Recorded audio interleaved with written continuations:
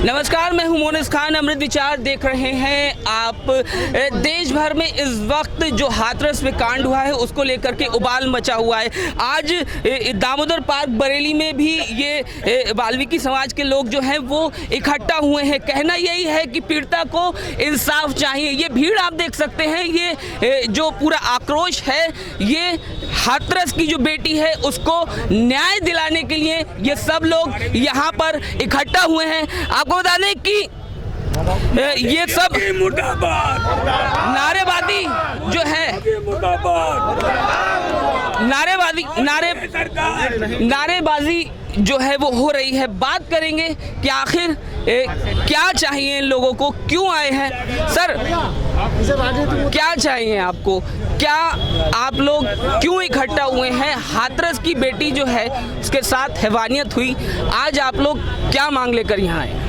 हमें चाहिए इंसाफ, हमें चाहिए न्याय, हमें चाहिए समता मूलक समाज की स्थापना, हमें चाहिए संविधान की बराबरी का हक और अधिकार। जिस प्रकार से दलित समाज की बेटी के साथ, जिस प्रकार से पूरे दलित समाज के साथ अन्याय और अत्याचार होता चला जा रहा है, हम चाहते हैं उसके लिए, हमारे पूरे दलित समाज के लिए और पूरे शोषित वर्ग समाज के लिए बराबरी का न्याय होना चाहिए। हम इस देश के अंदर बराबरी का हक चाहते हैं, इस देश के अंदर बराबरी के हर समानता चाहते हैं। क्यों हमारे साथ इस तरह का अन्याय और अत्याचार किया जाता है? जब से इस देश के अंदर मनुवादियों की सरकार आई है, जब से इस देश के अंदर मोदी जी की और योगी जी की सरकार आई है, दलितों के ऊपर एक मुसीबतों का पहाड़ टूट पड़ा है। संविधान को खत्म किया जा रहा है, हमारे हक और अधिकार को समाप्त किया जा रहा है, हमारी बहन बेटियों के साथ दुराचार किया जा रहा है और यहाँ तक कि उसकी लाश को ठिकाने लगाया जा रहा है और उसके बाद भी न्याय नहीं हो रहा है। और हम परिवारों के लिए उसके परिवार जो हैं उनको दबाया जा रहा है। ये कहाँ का न्याय है? ये कैसी सरकार है? ये तानाशाह, ये हिटलर की सरकार से भी ज्यादा खतरनाक लोग हैं। इनको पूरी तरह से माननीय मुख्यमंत्री जी को उत्तर प्रदेश से इस्तीफा देकर तुरंत चले जाना चाहिए और प्रधानमंत्री जी को इसमें हस्तक्षेप करना चाहिए। सर, एक बात, एक मुख्यमंत्री योगी आदित्यनाथ की तरफ से भी एक बात कही गई है।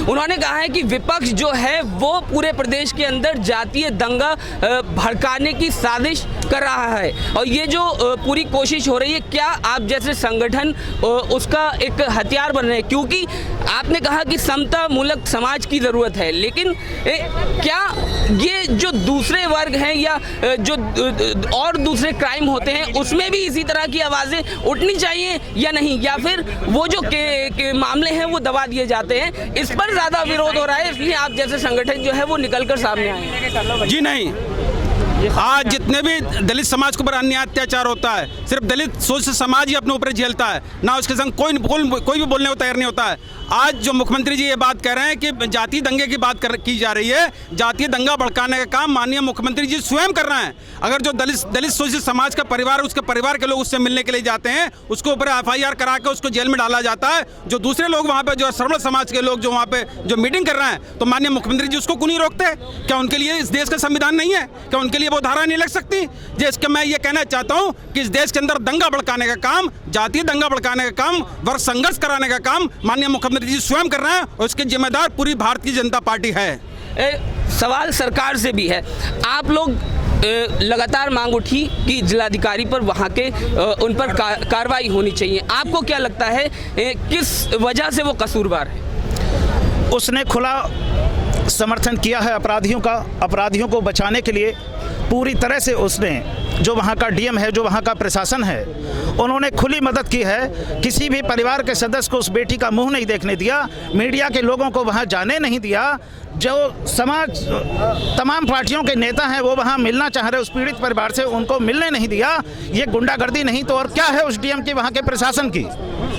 तो कहना यही है उनका कि जो पीड़िता है उसको इंसाफ मिलना चाहिए। सरकार की अपने तर्क हैं और ये प्रदर्शन आप देख सकते हैं किस तरह से पूरा हो रहा है। और भी लोग हैं, क्या आपको अपनी बात है? आज समस्त सफाई कर्मचारी साथियों ने, नगर निगम परिवार के कर्मचारी, वाल्मीकि कर्मचारियों ने आज पूरे शहर का काम बंद करके इसका विरोध किया गया है। हम जब इसका विरोध आज कर रहे हैं, यदि हमारी मनीषा बहन के परिवार को सुरक्षा नहीं मिला और न्याय नहीं मिली और चारों दोषियों को सजा नहीं मिली फांसी की, हम अगला कार्यक्रम फिर करेंगे और सफाई व्यवस्था हमेशा के लिए बंद रहेंगे जब तक न्याय नहीं मिलेगा।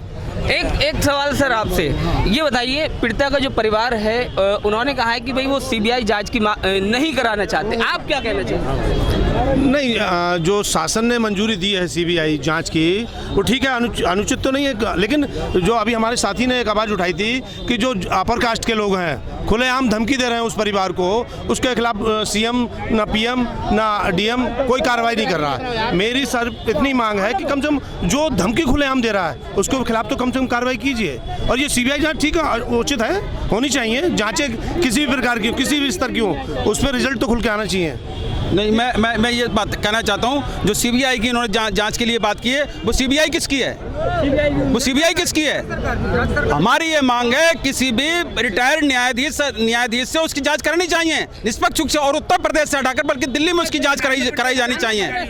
आज अन्य प्रदेश के अंदर हम नहीं चाहते उत्तर प्रदेश के अंदर उसकी जांच हो, हम सीबीआई की जांच नहीं चाहते, हम चाहते हैं किसी रिटायरमेंट जो जज हैं उनसे उसकी जांच कराई जानी चाहिए। सीबीआई उनकी है, आईबी उनकी है, सारे अधिकारी उनके, हम ये नहीं चाहते वो हमारे संग दोगला व्यवहार और दोगला अन्याय करने की बात करते हैं। और भी लोग यहाँ पर मौजूद हैं। सर बताइए क्या?